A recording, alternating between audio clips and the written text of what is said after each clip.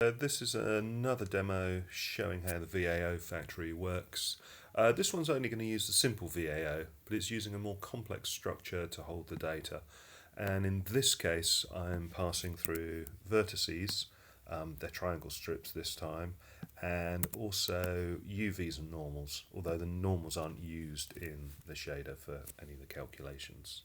So again, I'm creating in NGL scene .h a unique pointer for the abstract VAO, so it'll tidy up after itself. And this time I've got a far more complex data structure that I'm going to populate when I generate my sphere. So what we've got here is a struct of x, y, z for the floats, and x, m, y, and z for the normals, and u and v for obviously the texture coordinates, or uv. And it's important to know, notice these offsets, because these will be used later to indicate how we're accessing our data for the generic vertex attributes which are in our shader here. So input 0 is our vertex, input 1 is our normal, input 2 is our UV. So we're going to associate those with a pointer to the x for the vertex, a pointer to nx for our normals, and a pointer to u for our UVs. So first thing, I'm creating a simple VAO here. Again, I can actually now use the predefined simple VAO element, which is defined in NGL, save any typos for the string.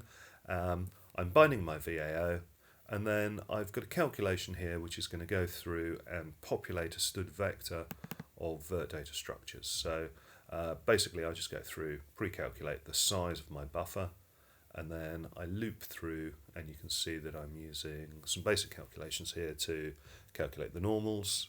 Then the normal is basically pointing in the direction of the vertex, so I just displace upon there by the radius to give me my position, and my UVs are just mapped as a simple calculation around the sphere, and those indices are just placed into my vertex data and populates it for me. Next, I'm going to create my buffer. It's a single buffer this time, so we're calling set data, passing in the size of our buffer data, so it's buff size, which is the size of our pre-calculated stood vector, and multiplied by size of vert data, which is the size of that structure and the first element. And now what we have to do is to calculate our offsets into the data for our generic vertex attributes in our shader here. So attribute 0 has 3 elements, size of a float. To get to the next one, we have to set size of vert data, so that's going to be the amount of bytes, which is going to be our elements here, so our 8 elements multiplied by the size of a float, which will give us our size there, and that's a 0 offset. The next one is going to be our normals, so that's generic vertex attribute 1. We have 3 elements, size of a float.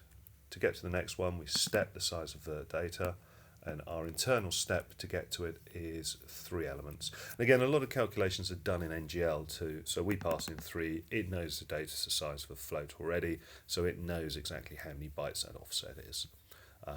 So if we were writing our own raw code to do this, we'd actually have to do things in bytes. NGL takes into account that we're using floats in this case.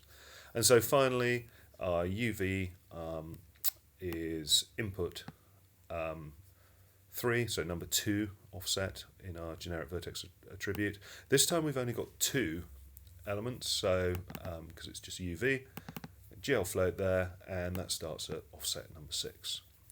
We set our number of indices to be buff size, unbind because we finished, and again, drawing is very simple. We basically go through, we bind our VAO, we draw, and we've done, we unbind, and that gives us our nice sphere here with our texture mapped to it. As you can see, it works very, very well.